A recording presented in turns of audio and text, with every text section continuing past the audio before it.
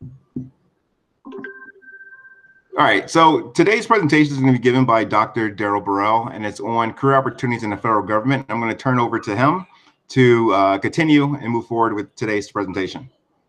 Thank you, Dr. Dawson, and thank you all for joining. I mean, I understand it's a Sunday, and after a holiday over here, it may be, a challenge for some people to get here. So I really appreciate you all coming today to hear some of the things I want to share with you. And one of the things that I think is important that we never really think about is, I worked in the federal government for 8 years, but to tell a little bit about my history, both of my parents are retired federal employees. Just to give you a little background agenda, I'm going to give you my background. I'm going to tell you about government opportunities, government hiring process, and the benefits of government job or career. Just a little bit about my background. I worked in the federal government. I got into federal government as a presidential management fellow in 2006. And one of the challenges that I'm going to share with you all is I really was interested in getting in government because I was profoundly impacted by 9/11. So essentially after 9/11, I realized I wanted to do something in government service, but most natural people's affinity is to do something in the military. And just talking with my father, who was retired Department of Labor, my mom, the retired Department of Justice, she said, well, what about government service? And a lot of times we salute people with military uniforms on and things of that nature, but we don't really realize that government service is an honor to serve the country too. And the federal government is one of the largest employers in the United States. And a lot of times people don't really realize that, some of the same opportunities you could find out there in business, you can find in government, depending on the agency. But again, if you're really driven by the ability to try to serve the country, government is an opportunity. I got in government as a presidential management fellow. And one of the presidential management fellows program was originally called the Presidential Management Internship Program. It was created by Jimmy Carter when he was the president with an executive order. So there's a lot of conversation these days about executive orders. Are they good? Are they bad? Well, Jimmy Carter signed one in 1976 that created a Presidential Management Intern Program in 1977. Because he was concerned with people with advanced degrees, law degrees, graduate degrees would not seek government service. He was really concerned about a brain drain from the brightest and best people in this country seeking government as a career. And what he created when he signed executive order is a high-level internship that brings you in, 2-year intern where you're promoted every year, fast tracks you to permanent service. So in theory, you're selected by an agency. As long as you don't blow the place up or do anything detrimental, that agency likes you, that agency is going to hire you. For me, in my career, it was the U.S. Nuclear Regulatory Commission. If you're not familiar with them, their acronym is the NRC, and they regulate the commercial use of nuclear power. Now, the story I tell people is, I got in that agency was not on my list. The agencies that I was really interested in were at NIH, National Institutes of Health had an Office of Minority Health. I was very interested in that because they had some specialized programs where they had an Office of Women's Health, Minority Health, and things of that nature. And I was really zeroed in on that. And I had one advantage was, when I got in 2006, most of the jobs were in the Washington, D.C. area. Now the jobs are spread out all over the country. So I had one advantage when I became a finalist with a lot of the jobs being here. I had an opportunity to interview before they have a huge job fair that they have when you go through the process. And normally, just to share with you how the Presidential Management Fellows works, the website is www.pmf.gov. And I'll share the link with you, and Dr. Dawson has these slides so you can have them afterwards. But you go on the website, and usually that job announcement is open from 3 to 4 weeks. It's usually in September or October. 3 to 4 weeks you apply, and I'll just tell you as a general rule, over that 3 to 4 weeks, they probably have about 10,000 applicants. And as a general rule, of that 10,000 applicants, they're probably going to accept 10% for jobs.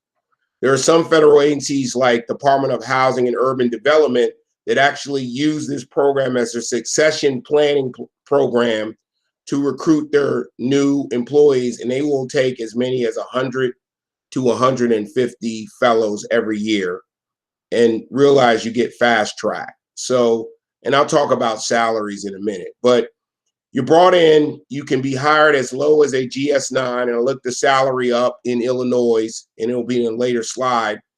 That salary is as low as 58 or as high as 76. Then the next year you get promoted, and then you get promoted next year, and then you can, the highest promotion level is a GS12. Or if you have a lot of work experience, you could probably come in as a GS12, which means you will stay a GS12 through the program. Just to tell you a little bit, GS12 salary, I think, is upwards of $92,000 a year. And then you can permanently be placed in that agency under a permanent hire position. And, you know, I was really just looking at the program as an opportunity to get into federal government. I did not realize how prestigious it was until I started to see that there were several senior level people in my agency that had gone through the program, that once they heard I was there, they were calling to take me to lunch, offering to mentor me. And so when people talk about you go to prestigious programs and opportunities, not just to say, hey, I accomplished this, but you also build a network.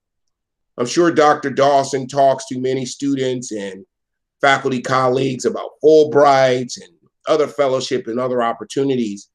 You know, one of the advantages when you do programs like this is kind of the network you meet. And to share the power of the network, I'll tell a story. So when you're brought in as a fellow, you're hired by one particular division, but you get to do 2 external relations in another division in your agency, or if your agency approves it, at an organization outside. And your rotation is 3 to 4 months. Now, what I always tell people to do is, the reason why those rotations are important is, let's suppose the agency that picks you up, you get there and you're like, yeah, I don't really like it, or I'm not really feeling it. That rotation is really 4 months for you to work with another division in your organization to see if there's a place for you. And so one of the areas I wanted to work was in congressional affairs. But every time I emailed the director in congressional affairs, she's very busy on Capitol Hill, she never responded to me. Until one day I emailed her, and the subject line of my email is Presidential Management Fellow looking for intern. She immediately emailed me back 5 minutes later. And she shared with me that 20 years earlier, she was an intern. And so just so you kind of get the power of the network, I'm sharing that kind of personal story for you. And so one of the fascinating things about me was I worked at U.S. Nuclear Regulatory Commission. So you realize that a lot of, most of the people there that were royalty were engineers, and they had a hierarchy. So nuclear engineer was at the top, mechanical was second, electrical, you know, and then they had, you know, human factors, civil engineers, and then they had various scientists. And then there was IT people were up there. And so one of the things that the agency had besides selecting presidential management fellows was they had a nuclear safety professional development program, which was our own agency kind of copycat program of the presidential management fellows, where we brought people in for 2 years, they did training, and they did other things. And the story I kind of tell people about how I ended up at the Nuclear Regulatory Commission was, and I'll step back. When you apply for the Presidential Management Fellows, you apply online and you apply through USAJOBS. And later in my presentation, I'll explain to you how the USAJOBS site works. And any of you all that are interested in federal jobs, you have to create a USAJOBS profile.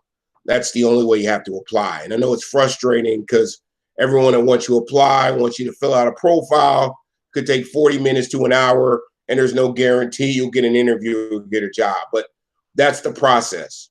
So you apply online, and then literally when I applied, you had to give recommendation letters, and you had to upload like copies of your transcripts, because To qualify for the Presidential Management Fellows Program, you have to be getting a doctorate, law degree, or PhD in the next 12 months, or your master's, law degree, PhD can't be any more than 2 years old if you're non-military.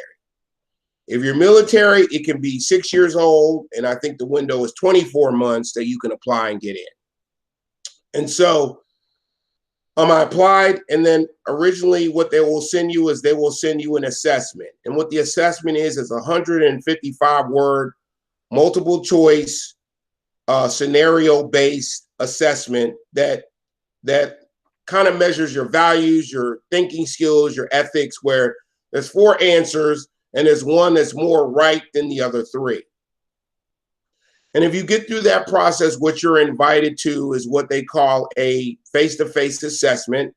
And they have assessment centers all around the United States where they bring you in and assess you all day. And so when I came in, the first assessment they had was, a writing assessment where they gave me a scenario and I had to write 30 minutes to read the scenario and write an email back to talk about how I would respond to that various situation. The second assessment was they gave you a scenario and you had 30 minutes to create a presentation that you had to do to 3 members about what your solution was. And then the last assessment was that you're in a group with that same scenario and you debate in a group and you come to consensus as a group. What's fascinating about that is it's almost a fishbowl exercise. And a fishbowl exercise is when you sit down and you engage, and there are observers that observe you and take notes. And then there's a debriefing after. So we had to deliberate as a group, and the assessors were writing notes to see, can you lead? Can you follow?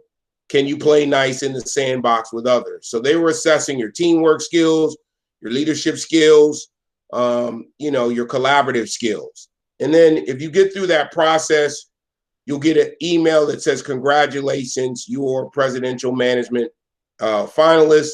And then you essentially have 12 months to try to land the best job opportunity at the best federal agency you can get at.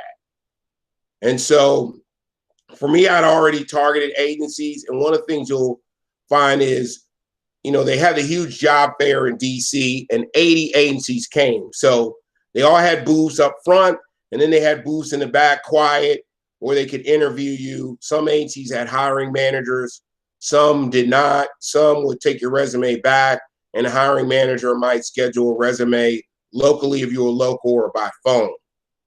And so in understanding that process, one of the things I try to share with you about these opportunities and everything that you're doing with your career is you really want to be strategic. And I think you really want to be intentional in terms of you and your education. Obviously, you're going to school and you're getting advanced degrees and you're doing things because you want opportunities. Well, part of that process is you really want to plan what opportunities you go, where you go. So if you're a master's student, and you're thinking, hey, I want to go work in industry or I want to work in government, you really want to plan that out. If you're a master's student, you're thinking, hey, I like Dr. Dawson, I like Illinois Tech, I'd like to go and do a PhD. You kind of map that out. But I think I'm a firm believer in pre-planning. I think a lot of people have a misconception that, I'm getting a master's degree in cyber, some technical area, that people are just going to, ring my doorbell and come get me. It's not going to be that. It's not that easy. It's a competitive environment out there. And a lot of times there's a huge chasm between the huge demand for jobs and where the expertise is and how the two unite. So just some food for thought. So as I planned out the job fair was 3 days. And so there were some people that came there that had these narrow-minded view. I don't want to work for the State Department. So a lot of people are interested in the agencies or organizations that they think are sexy or the ones they see on TV, right? So I want to work for the FBI. I want to work for the NSA, or, I want to work for the State Department, because they see shows on TV like Madam Secretary and they think it's all exciting, glamorous, or they see Shamar Moore on FBI and they think they're going to work for the FBI, not realizing that those are different kind of jobs and fellows don't usually get hired at those jobs, but they go for the agencies they know. So one of the things about being strategic was I really wanted to research the agencies that were on the list, because some of them I never heard of them before. And so I took the time before I went to the job fair to look up as many agencies as I could to see what they did. I went to their job websites to see what jobs were open for them, you know, to see what opportunities exist. Because by looking at job websites, not only do you see what opportunities are there, but you see where the growth is based on where the openings are. And then secondly, I realized that because hiring managers would not be there, you know, they're saying bring your resume, and you can upload your resume to the portal and agencies can look at it and print it out. But I'm like, what if they didn't have time to print it out? So I brought copies of my resumes there, because I saw some people that would go to agencies and, you know, get an interview and not bring copies of their resume, and they would be running to the hotel, had like a Kinko's in it, paying enormous amount to print out resumes and bring resumes. So, but not only did I bring my resume, I brought a cover letter. And in the cover letter, I really think that it's critical for you to really talk about and really know your why. There's an author named Simon Sink, and he has a great TED Talk you can get on YouTube about knowing your why. And I think the critical thing of, you know, of when you're planning and thinking about where you want to go is to really think about, what is my why? You know, and I really think your why has to be, oh, this is a great job opportunity that makes money. Because, you know, I've had jobs that, yeah, I made good money, but I was miserable. And realize if you're working somewhere, you're spending majority of time during your week there, sometimes more than you're spending with significant others and family and friends. So you really want to identify what your why is, what your values are, and really find a sweet spot between what you're good at, what you're qualified for, and an organization that pays you well and an organization that offers you rewarding work. And so what I did was I created a cover letter that I attached with my resume, because most people were just dropping off resumes with no cover letter. And I'm a firm believer that if you're just putting out a resume with no cover letter, you're giving someone a document that maybe they can connect the dots, but maybe they can't. And I'm a big advocate that your cover letter has to be very, very compelling. It can't be generic. I went to Illinois Tech. I have a master's in cyber. You know, I did this thing in cyber forensics.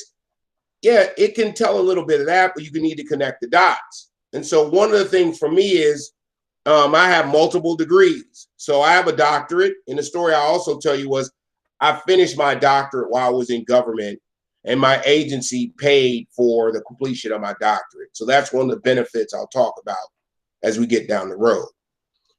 But along with my doctorate, I didn't have my doctorate at the time. I had master's, but I had 4 master's degrees. And so some of the feedback people were saying is, oh, you're just a professional student, not knowing that I got all my education while I worked full time. So knowing that was going to be the feedback, the first thing I did was I addressed that in my cover letter. I said, no, I'm not a professional student. I'm an interdisciplinary scholar that realized that complex world problems can't be solved within the confines of one academic discipline. I completed all my education while working full time. So by taking that head on in my cover letter, I didn't allow them to go and look at my resume and say, oh, he just wants to go to school. That's really what he wants to do. And so some of you all will get feedback on various things that you look at and you'll say, okay, this might be a weakness, or I don't have a lot of experience, right? Or, you know, I've just been a student. I don't have a lot of work experience. Well, if you've just been a student, you don't have work experience, then what you need to do is highlight, you know, the things in your classes and coursework. And I know Dr. Dawson gives you all many applied projects. You want to talk about those applied projects and how they relate to what you will be doing in the job. Or you want to highlight on the fact that you had a master's degree and these are some of the classes you took, and the fact that you were able to complete a master's degree or a doctorate degree shows your ability to learn new concepts, new process, and new things. And so my cover letter highlight that. So while everyone else was dropping off just a resume, I had a cover letter in it.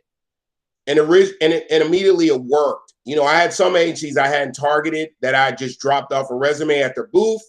They called me to set up an interview over the 3 days. Now I laughed. There were some people that only had 4 interviews. There were only 4 agencies they didn't work for. But what you don't realize is some of those agencies might only hire 1 or 2 fellows. And we also realize that some of these processes are about people's personal bias, because, you know, they're going to get people from some of the top universities in the world. And there's some people that just assume, oh, because the person went to Harvard, I want that candidate. You know, we had people from Oxford, London School of Economics, Stanford, and there's some people that are just going to look, okay, they went to that school, they're going to select them. And so there are a lot of people that only went to interviewed 4 places. I did 27 interviews. And the end result was I got 9 job offers, and I basically fielded the best. But one of the job offers I got really explained to me the benefits of government service. The best job offer I got was from the Department of Veteran Affairs, and I also got a comparable one from Social Security Administration. Social Security Administration job was in Baltimore, Metro Baltimore. I was living in Virginia at the time, Northern Virginia near Manassas. And then the other one was Veterans Affairs was in El Paso, Texas. Now, remember, they can hire you as low as a GS-9 or high as a GS-12. So immediately they offered me a GS-12. They offered to pay my relocation to San Antonio, and they offered to pay back $60,000 in student loans. Now, I wasn't prepared to move to San Antonio, but I was able to use their offer to negotiate with other agencies. The Nuclear Regulatory Commission came to set up an interview, and they were not on my radar because I thought they really wanted scientists and engineers. But every technical organization needs people that are non-technical background to support their non-technical mission. So I ended up being hired in training and development. I was still clueless with what I was going to do. But when I got there, I ended up having a cool job. And because I have a background in leadership training, and I've been a faculty member, you know, for 6 years teaching management and leadership as a master's student, my job was I ran leadership development programs. Because one of the things that happens in government is we hire people because they have, you know, they're a great scientist or great engineer. We hire them, we bring them in, but then when they have to manage people in projects, a lot of times they have not been exposed to those things. So realize, some of you all that are students, when Dr. Dawson gives you these research projects and assigns you these tasks to lead, he's exposing you to management and leadership experience that you can highlight. Yeah, on your resume, there is no title that said you were a supervisor, but you can show, you know, in your graduate coursework, and you can talk about that in your interview and cover letter that, hey, I read this, I led this function of a research project, or I collected this data, or I analyzed this data, and, you know, what I demonstrated was management and leadership skills. Government agencies will pay back student loans. So they'll pay up to $60,000, $10,000 a year. You know, it really takes you 6 years, but there's a service commitment. So they pay for 1 year, you got to stay 3. So in order for you to get the full 60 grand out, you have to stay 9 years. And for me, I didn't know whether I was going to stay, you know, so I wasn't sure about it. And a lot of that depends on government and government funding. So let's go. Let's talk a little bit about salary. So if you're a presidential management fellow and you're brought in as a GS-9 with no experience, the lowest possible salary you'll get is $58,672. The highest is $76,274. A doctorate with no experience, $70,987, $92,281.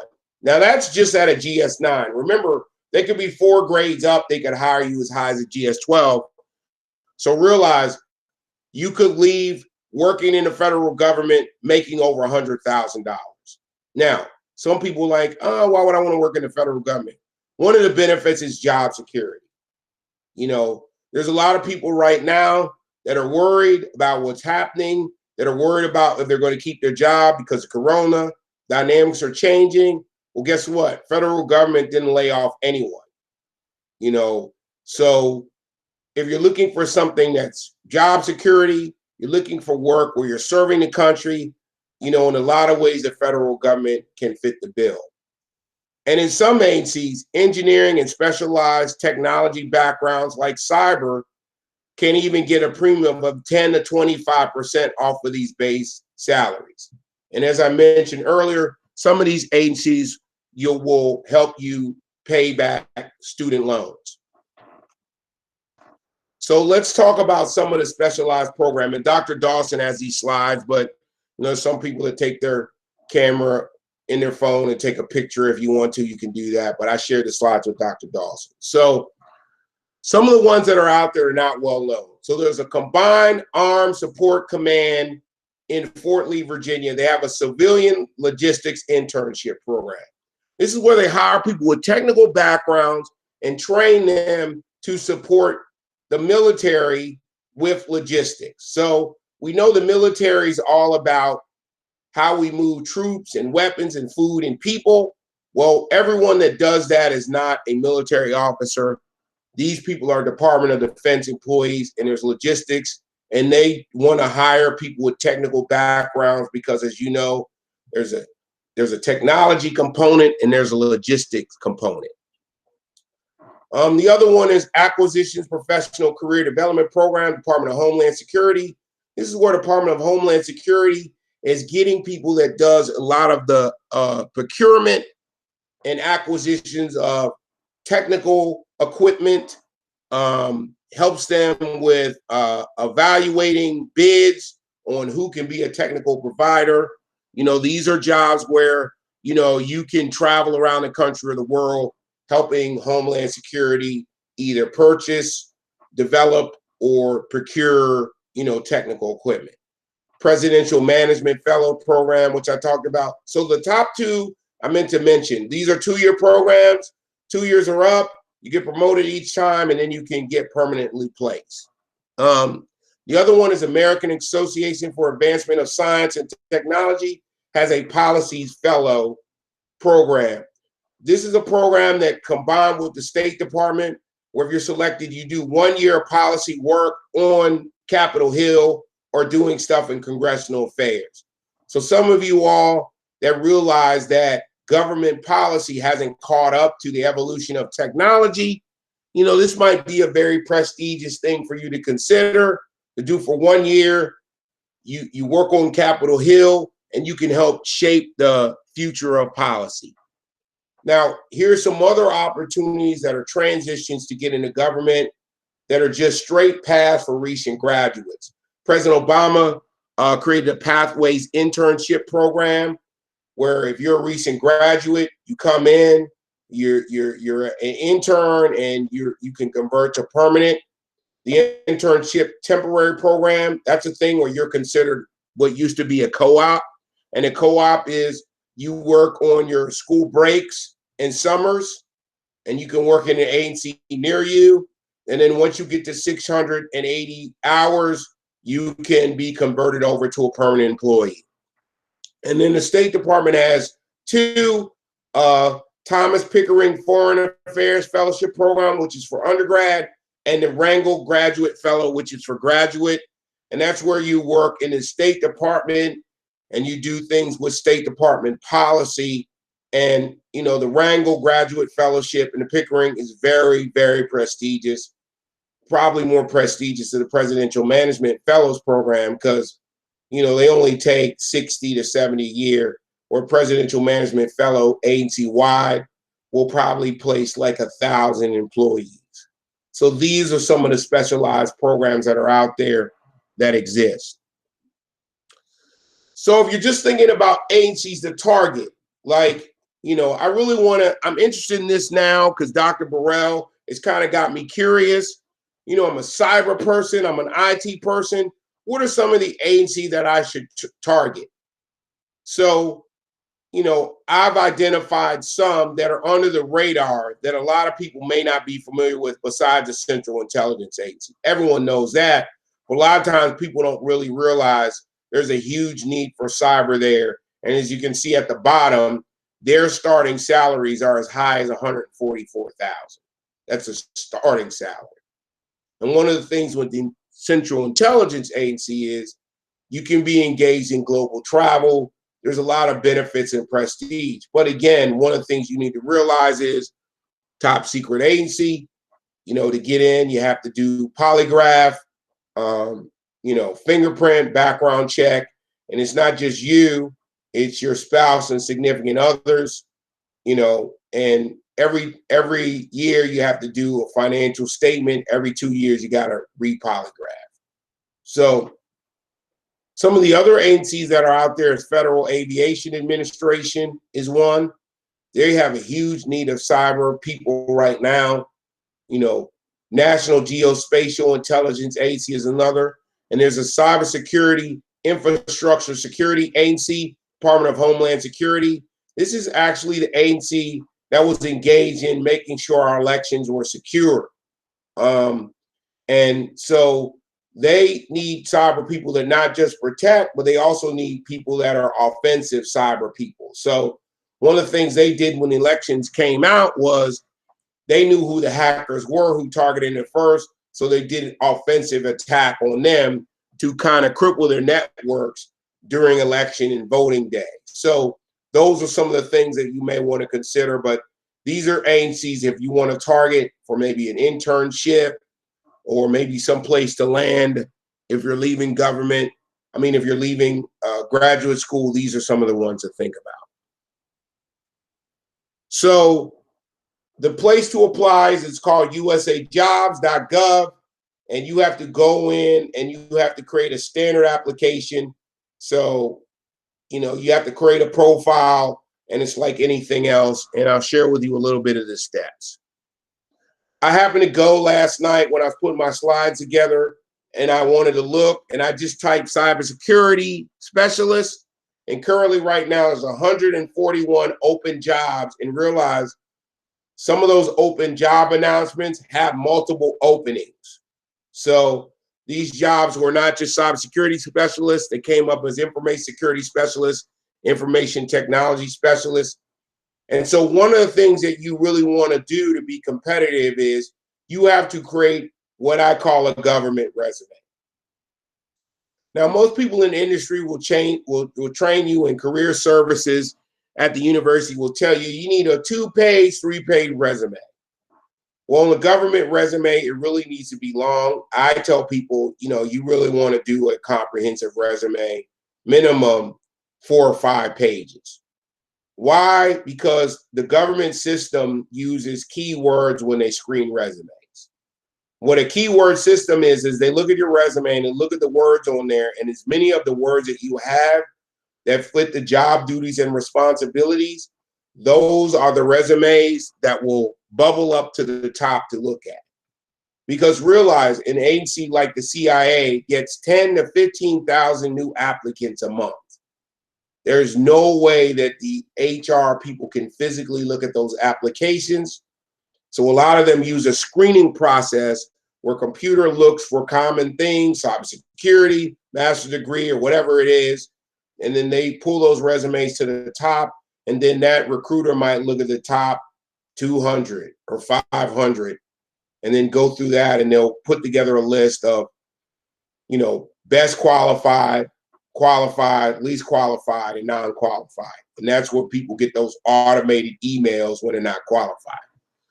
So one of the key is when you look up these job requirements and you look and you're like, yeah, I can do that job. I think I can do that job. One of the things that I tell people to do to build a government resume for these jobs is to take the sentences that have the job duties and responsibilities and start to, those that you know you've done and that you have experience doing, you want to copy and paste those into a Word document, because you want to go back later and add those things to your resume.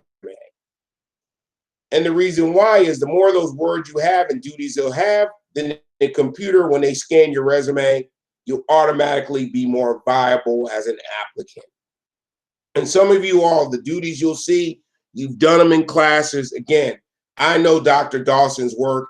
He's very hands-on with computer labs and experiences where he's going to make sure that you're not just learning book knowledge, you're learning practical knowledge. And hey, guess what? That practical knowledge can serve you well when you're applying for jobs and people are asking you, okay, so tell me about Illinois Tech, tell me about your experience. And employers are going to be looking for more than just transcripts and grades to share your experience. Some of these projects Dr. Dawson has you working on, these are the things you want to talk about in your cover letter, in your interview, that are going to make you competitive for these types of jobs. So they know, hey, I wasn't just a student. I know more than book knowledge. I have practical knowledge to go along with my book knowledge. And part of the reason why this is important is, I always tell people a master's degree is quickly becoming what a bachelor's degree was 30 years ago. And one of the things that you're going to have to be able to demonstrate, whether you go in government or anywhere, is what is my technical expertise? Why should I hire you? There was an article that came out in the Washington Post in 2014 that said, since the year 2000, the awarding of a master's degree has gone up 63% in the United States. There are some prestigious universities we all know, Georgetown, George Washington. Now they award more master's degrees than undergraduate degrees. Both of these schools will award over 3,000 master's degrees annually a year. So just think about that. And with the emergence of online programs, and now you even have international schools here, schools from Canada. So getting a degree, even in the technical area, is very, very competitive. So you want to be able to demonstrate, these are the things that set me apart, or these are the things that make me more competitive than your other applicants. At the end of the day, one of the things that you need to answer in your cover letter and in your interview is, why do you think you're qualified, and why should we hire you? And if your cover letter, resume, your conversation in the interview does not address those issues, you're really missing the mark, whether you're going in government or anywhere. So you got to create an account, you got to look for a job and be informed. So one of the things that happens is, once you identify a job series you want, so the federal government identifies certain jobs as a job series and they give it a number. So I was a training specialist, so at 1,700, I should have thought about the number for cybersecurity. But what you can do once you create a profile is you can tell that profile to send you job announcements in that job series as they open up. So it can send you email, and you can set the system up to only send them in Illinois, or only send them in the Midwest, or only send them in certain places. USAJOBS allows you to look for jobs. You can see the salary and you can apply. But again, you can get the email updates. So USAJOBS there, if you look, there's the main page. There's keywords. And in the keywords, you put cybersecurity. And then, if you see here, you put cybersecurity, city and state. And then you collect search jobs, and it will tell you what jobs come up, right? And a lot of times when you do this, you really want to sign in, your account. So immediately if you find a job you love, it's pretty easy for you to kind of apply. And so in filling in your profile, you got to have a username and password, and it says where you are. And then you get to the point where you have to build a resume. So one of the things that you can do now is a new feature that didn't exist when I applied, was you can upload a resume in Word there, but you also can build a resume. Part of the problem is some agencies do not accept the Word resume. They only accept the resume that you build. So what I tell people to do is build a resume too as a backup, and you can save up to 5 different resumes. And the reason why you want different resumes is there may be more than one job that interests you, and you want a different resume for those jobs. So you can build a resume by just copying and pasting in the boxes to build your own resume. So I just copied and pasted from my actual resume in a selection and build my own resume. It takes a lot of time. It's a lot easier to just upload a Word document. It's pretty easy. And then what this will do is this will keep track of the jobs you applied for, your application status, things of that nature. These are the things where you edit your profiles, things related to that. And so let's say you're in there and you signed in and your keyword is auditor in Virginia. It will show you all the jobs that come up. And on the left, you'll see when the job closes. You'll see the salary. You'll see the location. If it has US location, it could mean there's many job openings around the country. And you can see all the jobs that are there and what the salaries are. And I tell people, you know, apply for, you know, as many jobs as you're qualified for, you know, that with a salary that you think meets your expectations. But there's ability for you to search. So you actually go, you see the job. If you click on there, it says apply online, and you can apply online. So as you can see under there, when you go here, it says multiple duty locations. You click here to find, right? Full-time. You see where the job closes, right? You see the salary range is here. And so you'll click apply online. And then it will tell you what other documents you need, you know, if it's required additional documents. So one document they usually want is, you know, sometimes they want a list of references. A lot of times they want your transcripts, because a lot of these technical jobs require a degree, and they require a degree course because you might be hired at a higher salary rate. And so they'll want copies of your transcript. So you always want to keep a PDF copy of your transcript when you apply. One of the things I think is always helpful is I always believe that you should have 3 to 4 letters of recommendation that are saved as a PDF. And I recommend to people that you go and have people write them for you and don't date them so that you can use them for 2 or 3 or 4 years. And why is that important? It's important because let's suppose they really want to hire you, they want to fast track, and they want to talk to you, to your references. They've interviewed you, they want to hire you, but they want to talk to your references first, right?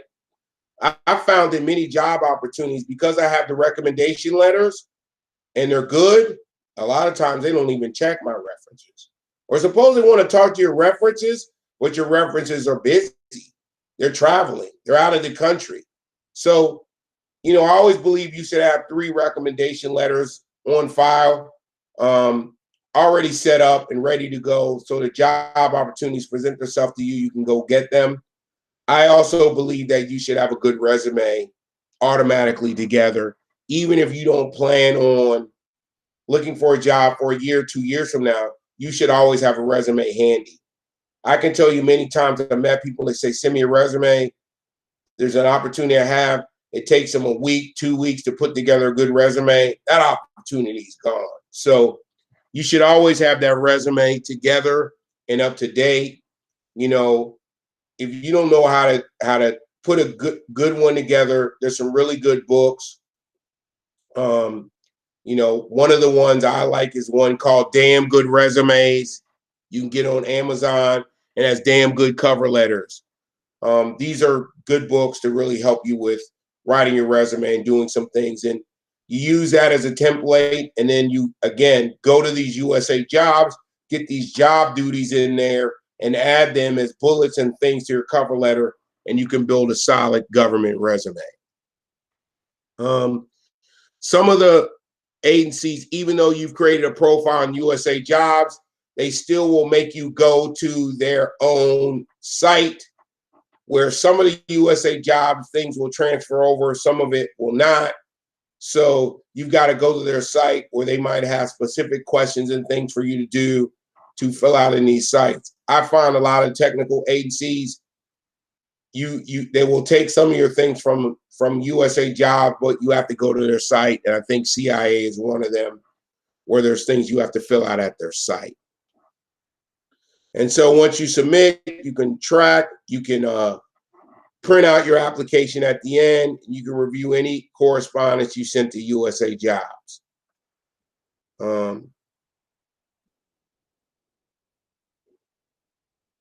Yeah, so some agencies, when you go there, you have to create an additional account in their agency too, along with the USAJOBS. that's a pain, but you know, again, it's something you have to do. Once you do it one time, you don't have to worry about it anymore. And you can set it up where that agency sends you job announcements too, separate from USA Jobs. And then they have different sections you have to fill out. And it's kind of similar to USA Jobs. And there you can check your application status. And there you can add documents, things of that nature.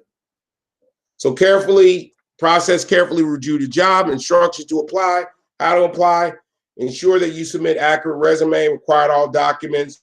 And then sometimes they have additional questionnaire that you have to answer, and you have to check your status before closing. Several things that will disqualify you for federal jobs, and you need to make sure you check the right box. If you have not said that you signed up as a male for selective military service, you know, I've had people check the wrong box that they haven't. It's important if you haven't signed up when you're required to sign up at 18 in the United States, it will disqualify you for a job, federal job. So just some food for thought.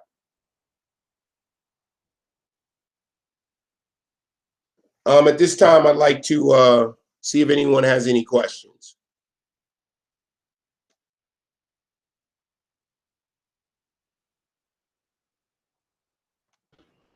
All right, does anyone here have questions?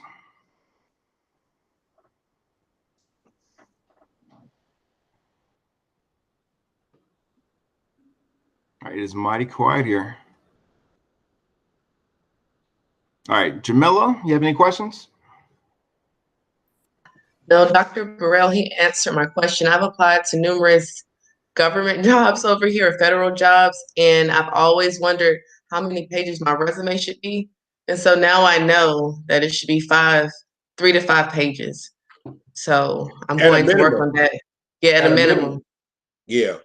I tell people 5 pages is a target because you want to be as comprehensive as possible to ensure that when that keyword thing takes place, they see those keywords. Okay.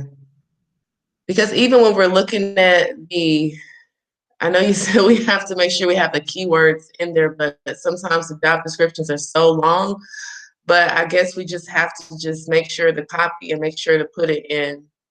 Yeah. The keywords in the resume. Okay. Well, it's more the duties and responsibilities. And I'm not saying you fabricate. If you don't have that experience, don't put it in your resume. But if you've done it in the class or you've done it in work, put it in your resume. And what tends to happen is people tend to understate what they've done and what they have the ability to do versus, you know, really give themselves the credit they're due. And I tell people, you know, put it in your resume, but also put it in your cover letter if you see that that's a key aspect of that particular job. The other thing you have to pay attention to is when they ask for the requirements, you know, or they ask for questionnaires. So a lot of the jobs will ask you questionnaire. How do you see yourself doing this particular duty? You know, expert, you know, beginner, marginal. I tell people you really want to focus on saying you're an expert because, you know, a lot of the agencies, if you don't say you're an expert or you feel you're an expert, then a lot of those, they'll lean towards people that say they're expert. And just working in HR, I've just seen many times, they favor the people that are saying they're an expert, you know, and the funny part is you'll get them in and you'll see, yeah, they're not really an expert. They studied it, but they're not really an expert. So you have to look at the questionnaires. You want to be as honest as possible, but you also need to realize that the dynamics of how the selection process is taking place. I have one more question. Sorry, I have 2 certifications, ITIL and Network Plus. Should I upload those certifications or I should not upload them? Should I just I would, if they ask for other documents, I would upload them. Anything that separates you from other applicants, I would put it. Okay. And I would make sure I list that in my cover letter, and not list it in my cover letter, but explain what it is in case someone in government doesn't really know what that is. Okay. Explain what it is and explain why it's important. Okay, thank you. Dawson, you're muted. Dr. Dawson, you're muted. Thank you, Dr. Burrell. Yeah, so the other thing is when you have certifications like Network Plus, Security Plus, check with the DoD 8570 and 8140, because these certifications are required for various jobs in cybersecurity and IT.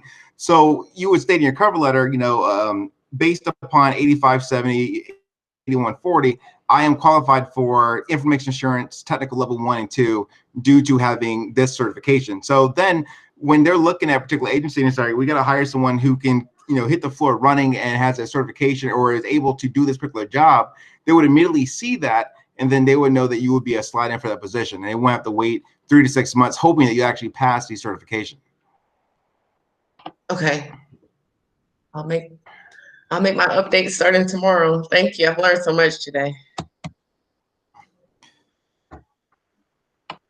Okay.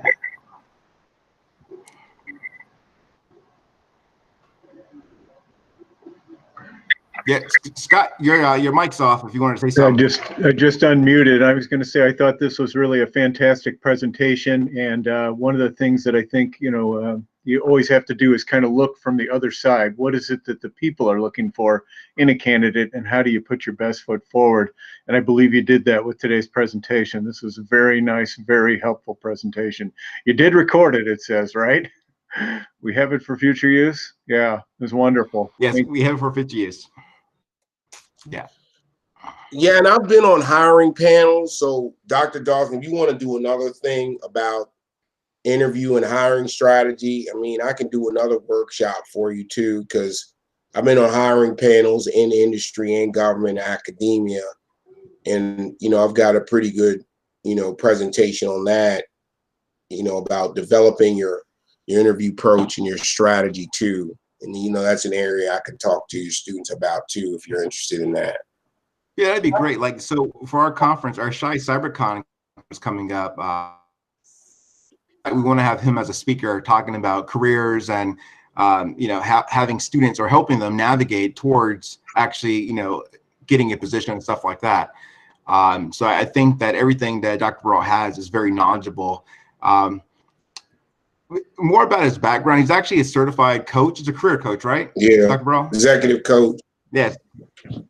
Yeah. So he's that. And also with the Presidential Management Fellow Program, which you didn't mention, he was actually selected as one of the individuals who was actually bringing in new fellows as well. So that was something that he did. And then he has a number of masters in business, and one of them is actually in HR. Yeah. So I didn't share my background, but I have a doctorate. I'm working on a second. I have 5 graduate degrees. I have an undergraduate degree. So my undergraduate degree is in management.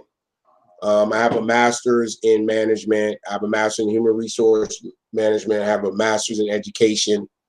And then I have another graduate degree in interfaith action. And then I have a doctorate in health ed and environmental health. And I did executive leadership coaching. And then I'm finishing up PhD right now. But I spoke more to the professional term than the academic. Dr. Dawson knows me personally. I've done over 100 peer review conference presentations.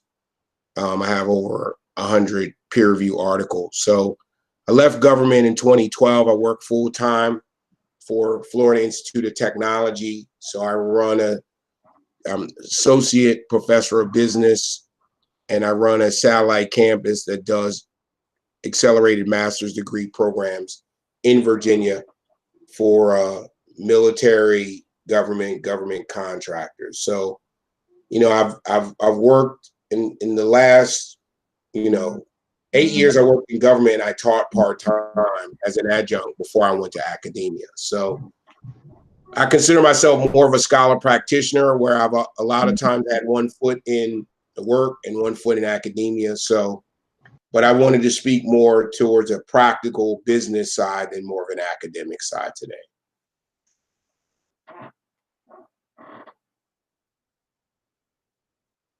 Yeah, I'm looking online. So we have Adiola. Adiola, did you want to ask any questions before we stop? No. I came late, so I couldn't get the first That's part okay. of the lecture. Do you have your friend with you? No, he's not here. Okay. All right. Well, I'm going to stop recording now, so that will conclude the presentation. Hello? Yes. Can you guys hear me? Yes. Is that Chris? Yes, this is Chris. Yes. Yes. Go ahead. Yeah, I was just wondering, on the government resumes, you were saying that a good place to be is to have like 4 to 5 pages. In regards to filling that out, I have a pretty lengthy career, and I'm just curious on if it's a good idea to really go from like the scope. Like, I have a degree in audio engineering. I started off working in entertainment, and then I kind of grown throughout the early 2000s all the way now. I'm currently have a bachelor's, and I'm getting a master's in cybersecurity. So I've kind of progressed with technology from audio into technology, and now moving my career into cybersecurity. And I'm looking how like I can tie that all into a resume or to a cover letter. So one of the things that I would share with you is, I would really focus on what's the last 10 years of your work look like.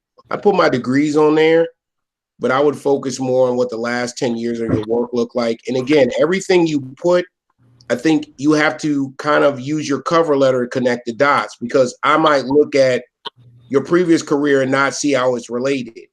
And that's one of the problems sometimes in government is you have people that are looking at resumes that might not see how it's related, where that's where you use your cover letter to connect the dots. And when I upload my resume, my cover letter and resume is one document.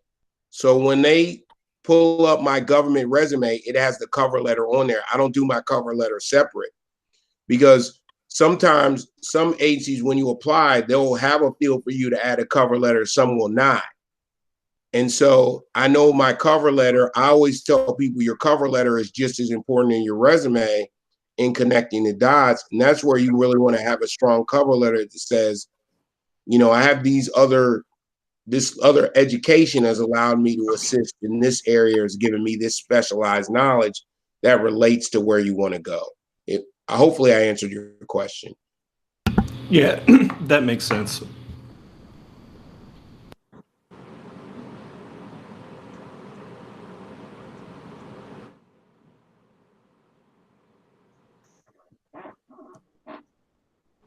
All right. So in the comments, we have Julio. He just said he just wanted to thank you for the presentation, and it was well structured and informative.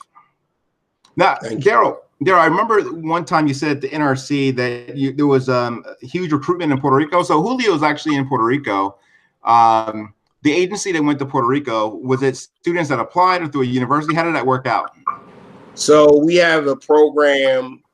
So when I got to the NRC, it was a huge dynamic. So remember, some people remember in 2003 on the East Coast, a power grid went out. And one of the big challenges is, how do we move away to new forms of energy? So we come to the 2007 election, McCain's running against Obama. There's conversations now, we need to switch we need to really promote nuclear, and realize in this country, we had not built a new nuclear power plant since the 70s. All we had done is refurbish old plants. So what the government had did was put together money to fund new nuclear power plants in this country.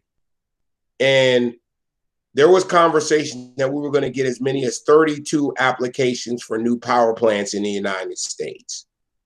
And so what ended up happening was we had a huge problem, a huge knowledge management problem. And our knowledge management problem was, the last time we had an application for a new power plant, less than 0.5% of those engineers still work for our agency. So one of the things we realized we needed to do was stand up knowledge management at our agency and recruit younger talent from a variety of different areas. And so we started to reach out. One of our senior people in operations had graduated from University of Puerto Rico, and they had a pretty robust engineering program. And so we did recruiting visits there. Another school we partnered with was North Carolina A&T, which is one of the historically Black colleges in North Carolina. We were partnered with South Carolina State University, which is one of the only historically Black colleges that has a nuclear engineering program. And then we already had existing relationships with Penn State, Virginia Tech, University of Maryland, College Park, and Johns Hopkins. So those were our pools where we're recruiting people. And so one of the jobs I did was to go out and help recruit those new people. And what we did was we created a companion program to the PMF, Presidential Management Fellows Program, called the Nuclear Safety Professional Development Program, where they would come in for 2 years, do rotations, do training, and get permanently placed and promoted in jobs. And so University of Puerto Rico was one of our partner schools we worked with. And so the fascinating part about it was those people came at a time where, you know, we were trying to grow, we were standing up knowledge management and doing a variety of things. I worked on those projects that were really interesting. And one of the things some of those new engineers were able to do was to travel to Japan, because the newest nuclear plants were being built in Japan. You know, we were only seeing blueprints, but we had never seen those new designs. And fascinating enough, one of the top producers of nuclear power plants in Japan is Mitsubishi. And so we sent 114 engineers to see planes being, nuclear plants being built in Japan, being built by Mitsubishi, seeing those, because the designs we were seeing, even our old engineers were not familiar with them. And so, but the rest of the story, what ended up happening was there was a financial collapse. Government money went to bail out banks and the automobile companies. So money that was intended to fund nuclear power plants, only I think 2 to 5 nuclear power plants got the funding. And so the other companies said, I'm not going to do over $1 billion capital investment with no government support. And so a lot of them pulled out. And so the weird dynamic with us was we hired all these new engineers thinking we were going to have this demand, and demand didn't occur. And so that was another dynamic. But University of Puerto Rico was a university we partnered with, and we got a lot of engineers. And there's a lot of people now from that time that have been promoted that are pretty senior now at the agency. All right. So Dr. Burrell, I just want to say thank you for coming and presenting and talking with my students and stuff. And we hope to see more of you. Thanks.